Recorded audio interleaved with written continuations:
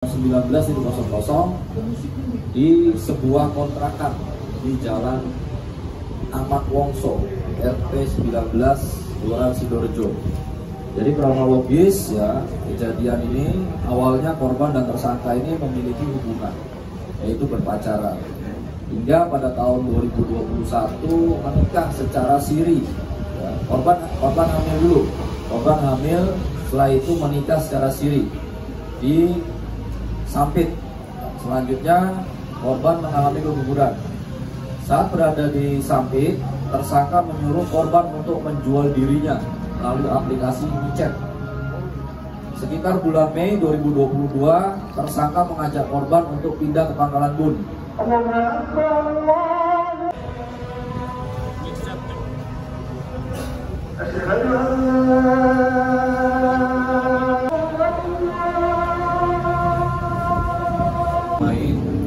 Sedangkan di Pangkalan Bun ini bisa berani untuk 400.000 bisa dimain.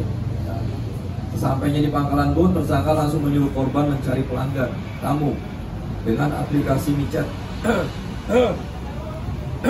Dan saat itu korban langsung mendapatkan pelanggan yang terjadi di sekitar jam 20.00 di sebuah hotel di Jalan Patung Negara.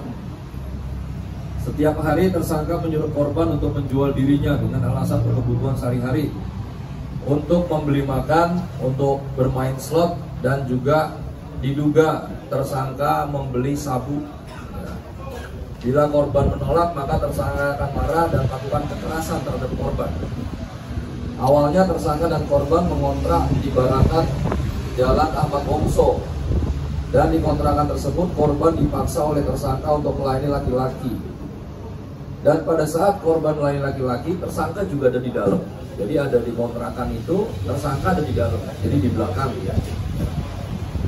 Menunggu tamu dan juga di dalam kontrakan menunggu tamu yang bermain dengan istrinya.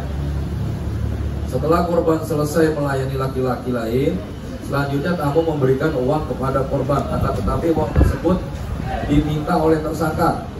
Selain itu, pelanggan ada transaksi membayar aplikasi Dana dan aplikasi GoPay milik tersangka. Adapun tarif korban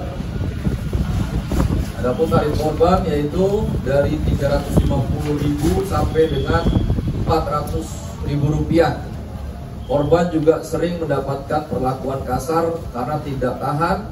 Akhirnya korban pulang ke Sampit dan bercerita kepada orang tuanya dan mendengar bahwasannya korban dilakukan hal tersebut oleh tersangka, ya, dijual untuk menjual dirinya, keuntungannya juga diambil sama tersangka, dan apabila korban tidak mau, dilakukan kekerasan terhadap korban.